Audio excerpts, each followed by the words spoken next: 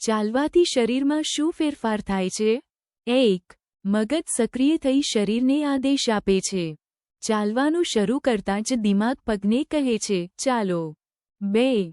મગજ અને પગ વચ્ચે સતત સંદેશા જાય આવે છે. સ્નાયુઓ કામ કરવાનું શરૂ કરે છે. જાંઘ, ઘૂંટણ અને પગની માંસપેશીઓ આગળ પાછળ હલે છે. શરીર સંતુલિત રહે છે. 3.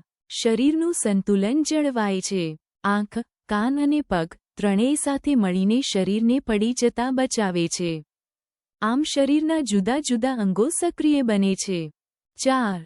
હૃદય અને શ્વાસ ઝડપી બનતા ઓક્સિજન વધુ મળે છે.